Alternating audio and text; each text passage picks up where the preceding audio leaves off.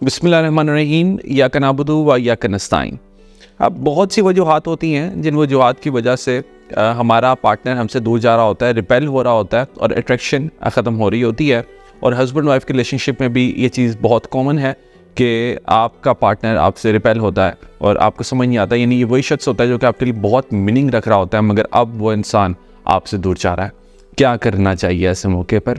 सबसे पहले तो समझ लेते हैं कि रीज़न्स क्या हैं दूसरे इंसान के दूर जाने की। सबसे पहली रीज़न तो ये हो सकती है और होती है कि हमारा पार्टनर हमें टेस्ट कर रहा होता है। ज़्यादा टाइम्स वो हमें टेस्ट करता है और वो ये देखना चाह रहा होता है कि भाई ये कितना स्ट्रॉन्ग है, मैं अगर इससे दूर जाऊंगा तो कितना ये डेस्परेट है, कितना ये क्लिंगी है, ये किस तरह से पीछे आता है या नहीं आता, ये कितना डोमिनेंट है। सो उस तरह से वो आपको टेस्ट करता है दूर जाके और ये देखना चाहता है कि आप कितने स्ट्रॉन्ग हैं। अब यहाँ पर अक्सर लोग फेल होते हैं इस टेस्ट में, और वो क्यों होते हैं ये भी अभी मैं आपको बताता हूँ।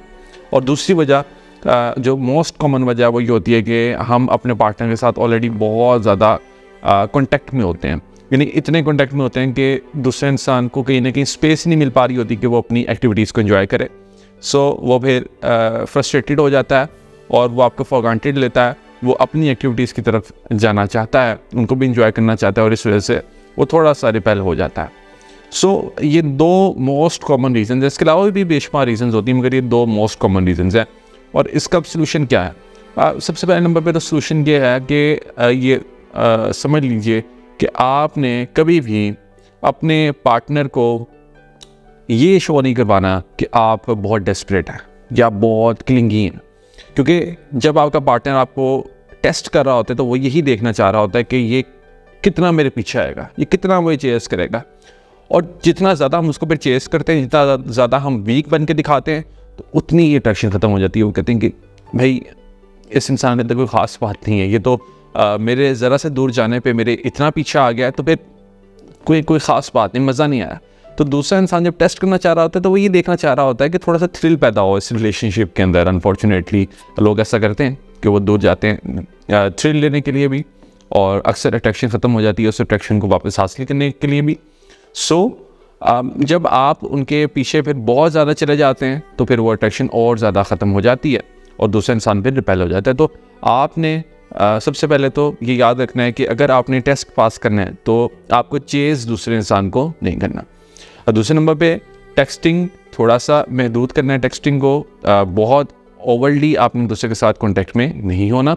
और तीसरे नंबर पे जब भी दूसरा इंसान यानी आपका पार्टनर आप के साथ कोई बनाया हुआ प्लान कैंसिल कर दे, या वो इस तरह से शो करे, कोई भी ऐसी बात कर दे, कोई भी ऐसी एक्टिविटी करे कि जिससे ये जाहिर हो कि वो आपकी उस तरह से कदर नहीं करता या उसके लिए प्रायोरिटी कोई और चीज़ है, तो उस पॉइंट पर, ये तब की मैं बात करूं जब ख़ास तौर पे अट्रैक्शन डेवलप नहीं हो पा रही आपके पार्टनर की तरफ से और आपका पार्टनर रिपेल हो रहा है, तो उस पॉइंट पे आपने दूसरे को ये शो करवाना है कि आप बॉदर नहीं हो रहे इस चीज़ से।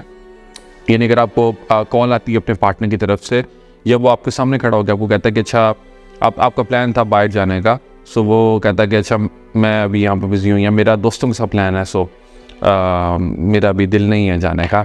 तो आपने ये शो नहीं करवाना कि आप इससे बहुत ज़्यादा इफेक्ट हो रहे हैं। हाँ, अगर ये रूटीन बन गई है तो उस पॉइंट पे क्या करना है, फिर उस पॉइंट पे मेरी बेशुमार वीडियोस हैं जो कि आप देख सकते हैं, और फिर आप पर्सनली भी कोचिंग ले सकते हैं।